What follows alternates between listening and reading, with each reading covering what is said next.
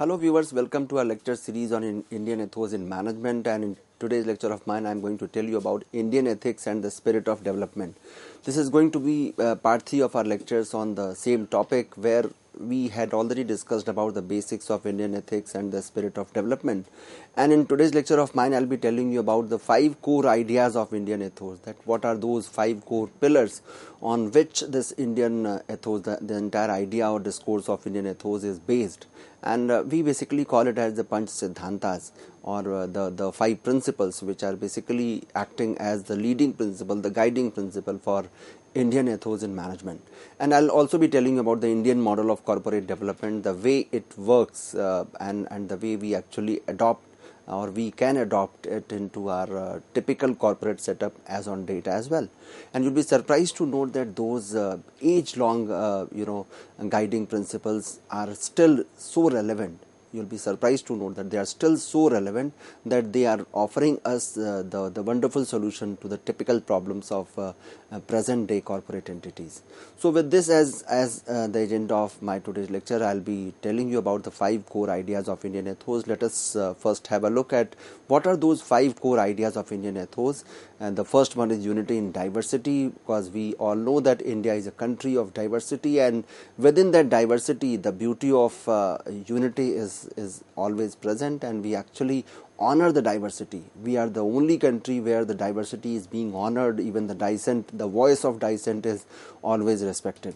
So we believe into the unity in diversity. The second one is integrative synthesis, wherein we talk about the synthesizing the things, and we basically conjoin the knowledge, conjoin the principles, conjoin the different ideas, because we don't believe in differentiating one idea with that of another. We always try to conjoin the best of ideas, and that is why we call it as integrative synthesis. It's a synthesis which is integrative in nature, and it integrates in order to solve the problems of present day corporate entities. The third one is confluencism. Fourth one is world as family, that is Vasudhaiva Kutumbakam, and the last one is humans as spiritual being.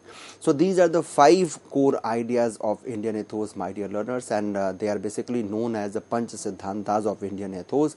And in the previous lecture of mine, I told briefly about their relevance from different perspectives, starting from individual to social, corporate, and then at national and global level. So it is not only relevant at the level of an individual or at the level of the social groups, but it is also relevant at the level of corporate entities and even the national level and global perspective.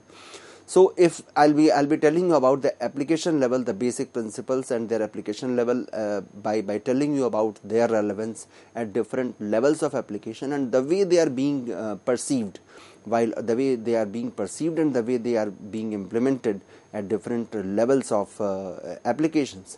So let us first start with the first Siddhant, which is known as the first principle, which is known as unity in diversity. And when I say unity in diversity for individual, if I consider an employee as an individual and want to know the application of this very principle of unity in diversity at the level of individual, I would say that for an individual it will create a tolerant mindset. So that individual, if a person is believing in this very principle of unity in diversity, it means you are going to accept the diversity with open arms. So unity in diversity at the level of an individual, it is creating a tolerant mindset. Now moving ahead to the social level, if I ask about the application of this basic principle of unity in diversity at the level of society, I would say it is going to promote pluralism. So we are promoting we are actually negating singularity, and we are promoting pluralism. The third one is at the level of corporate, at the level of company, or as on date it would be appropriate to call it multinational companies. It helps in managing their day-to-day affairs, day-to-day activities.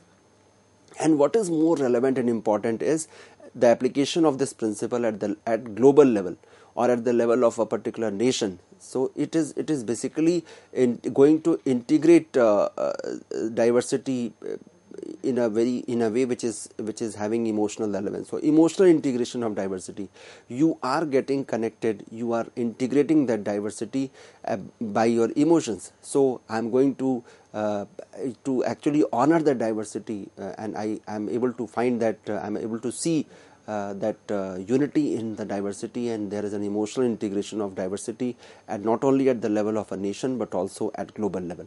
So my dear learners, this was an instance of one principle out of these 5 principles which we call as Panch Siddhantas of Indian ethos. But the first one is unity in diversity, and we have understood that what is the way it is being applied at individual level, at social level, at the level of corporate entities, and also at national and global level. So getting aligned with this way of discussing the 5 principles, I have discussed the first principle. I am going to tell you about the second principle, which talks about the integrative synthesis. And let us first have a look at the application of it at national level or global level, which says that Ano Bhadra Kritavo Yantu Vishwatah, which means let noble thoughts come to us from all dimensions. So best of the ideas we are always there to welcome. We are the nation which is known for honoring the talent, and we don't mind the best of the ideas coming from any person, any country, any religion, any region. We are there to honor the good ideas, the best ideas, and that is why we say let noble thought come to us from all dimensions. So we don't feel that we are we are going to honor only those ideas which belong to our country. Even best of the ideas can come from foreign country as well. We are there to adopt it, we are there to implement it. So at national or global level, this integrative synthesis is basically coming from the ancient shloka of Ano Bhadra Kritavo Yantu Vishwatah, which says that let noble thought come to us from all dimensions. If I look at the application of this very principle at the level of a corporate entity, we find that it is basically going to have integrative indigenization directions. So it is going to have integrative indigenization. So you are going to use it as per your requirement. We are going to integrate that entire idea at the level of corporate entity, and we have integrative indigenization, which means customization we are talking about at the level of corporate entity, at the level of a company, which is of course a multinational company as on date. And if I talk about the application of this very principle at the level of society, it is basically providing a basis for integrating different viewpoints. And integrating different viewpoints, they require a base, they require a common point, the common minimum platform where people can have a level playing field and they can have a discussion on this. We cannot integrate 2 ideas unless we find a basis for integrating them. So it is something which is very important, and here comes the role of integrative synthesis, which talks about implementing it at the level of society by offering a strong basis for integrating different viewpoints, and we are honoring those different viewpoints. And if I look at the individual level, we find that it develops an integrative mindset. Of course, in the first one we are creating a tolerant mindset, and here we are developing a mindset which is integrative in nature. You can integrate your ideas with that of your counterpart, even with your competitors. You don't mind integrating, because that synthesis is going to make positive outcome, to bring positive outcome out of your entire discourse. So this integrative synthesis is one of the most important principles or siddhants of Indian ethos, and without integration we cannot excel in corporate field. Because when if I take example of marketing, even in marketing, what we call as modern marketing concept, wherein we have to basically customize the product as per the target market, as per their requirements, what you call as customer needs, and for that we have an integrative marketing system. The via, the tool, the way out to reach to that goal of having delighted customers, having satisfied customers by basically satisfying their needs, is basically the integrated marketing. So without integration, even in the field of marketing, you cannot survive. And my dear learners, be it any field, if you don't believe in integration, positive integration, you cannot ensure the success easily.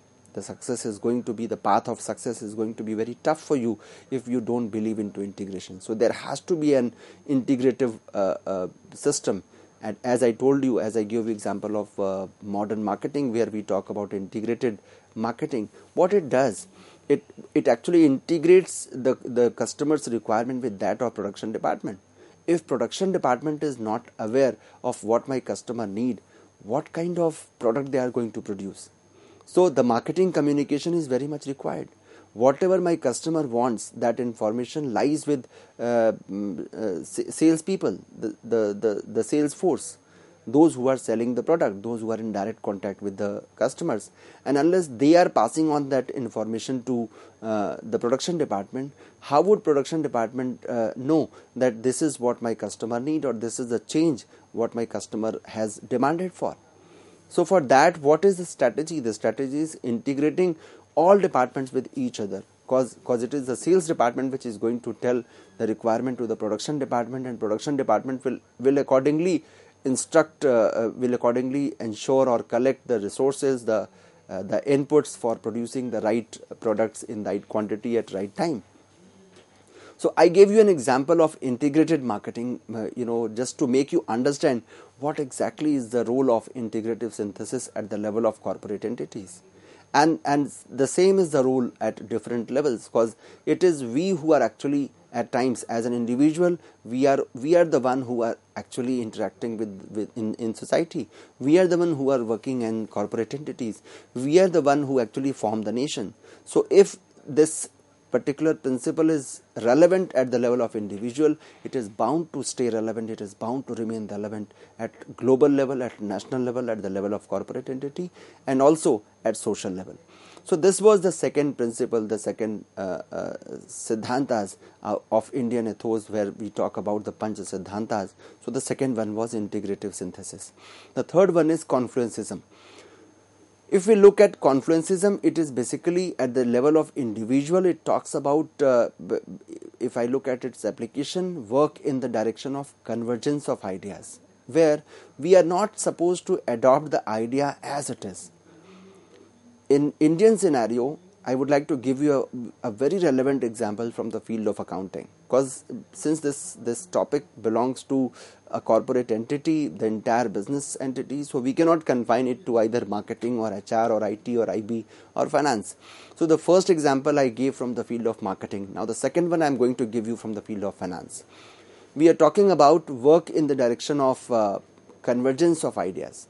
There is a very relevant example for it, that is IFRS, International Financial Reporting Standard, which we are supposed to follow, because as a signatory to this entire idea of implementing IFRS, the Institute of Chartered Accountants of India has implemented, in consultation with, under the guidance of Ministry of Corporate Affairs, we have implemented IFRS in India. But my dear learners, we have not adopted IFRS as it is. We have actually conversed with the IFRS, and we call it Ind AS. What is the need of converging with that? Because according to the requirement of Indian scenario, we have made certain changes into those international financial reporting standards, which are given, which are prescribed globally.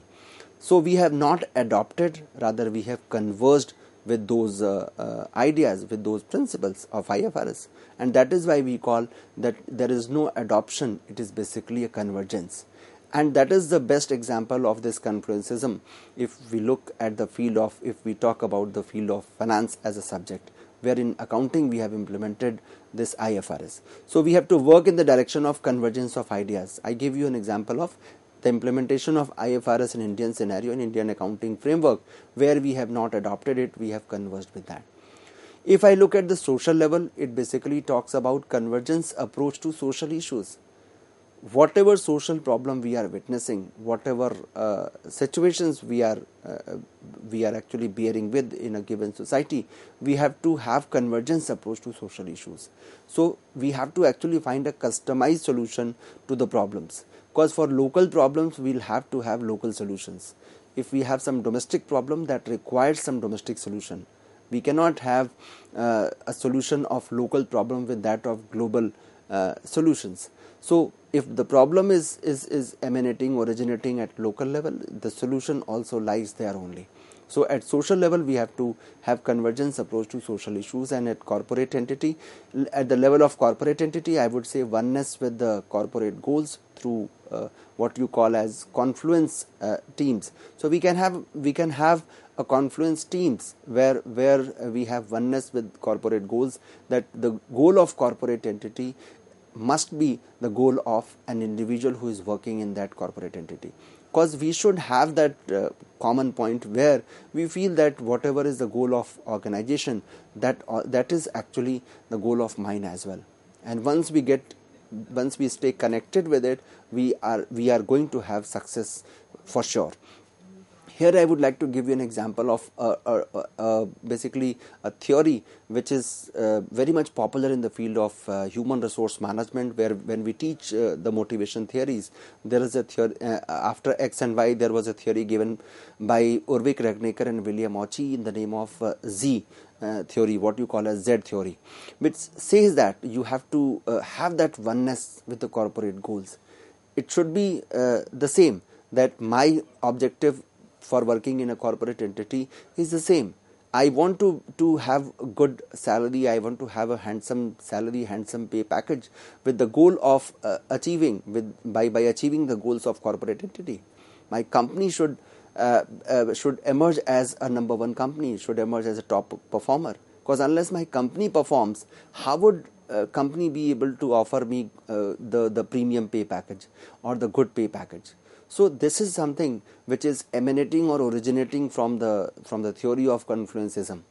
And if we talk the application of it at national and global level, we find that we have to integrate different viewpoints towards national and global perspectives. So different viewpoints are there, and we have to integrate them towards national and global perspective. That is the application of this principle of confluenceism. So this was the third principle out of 5 basic principles of Indian ethos, and its application at different level. The next one is considering the entire world as a family. And here I would like to quote that shloka of Vasudhaiva Kutumbakam, where the entire world is considered as a kutumb, as a family. If we take the Hindi word or Sanskrit word of kutumb, it means we talk about the family. So Vasudhaiva Kutumbakam, the entire world is considered as a family, and the implementation of it, at application of it at a national or global level, is that nation is to be considered as a family, and the members of and we should act as a members of the entire world family. So nation is basically all members of nation are considered to be part of a family, which is one nation. And if we take the entire world as a family, all nations are basically the members of that family. And if we have that feel, there would be a complete full stop towards the wars which we have witnessed in the recent past.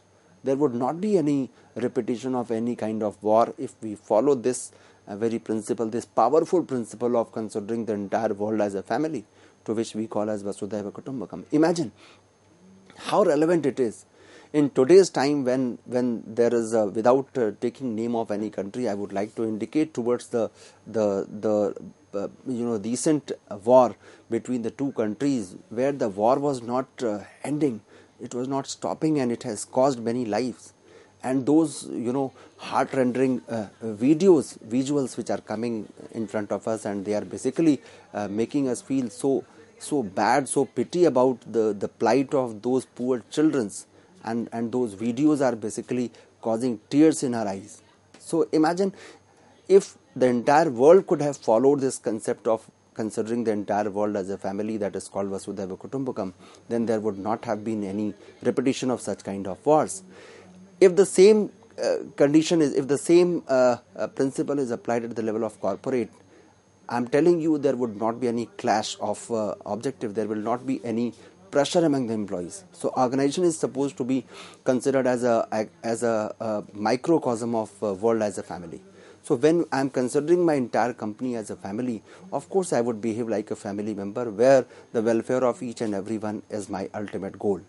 If I talk about this at the implication of it at social level and at the level of individual, we are having the familyhood concept at the social level, and expansion of one's consciousness to include each one's circle of the relationship would become the individual application, the application of this principle at the individual level. Now moving ahead to the last principle out of 5 principles, that is Pancha Siddhantas, the last one is humans are spiritual beings, which actually looks at holistic approach to who am I, identifying my own self. And at the corporate level, it is going to have the spirituality at workplace, and if we look at the application of it at national level, it is going to recognize the spiritual development as an important aspect of development. So this spirituality is going to develop oneness and empathy, and it is going to liberate spiritual from the ritual only. So with this, my dear learners, I have explained to you what are those 5 principles of Indian ethos. I hope you must have understood and enjoyed today's lecture of mine. Thank you so much.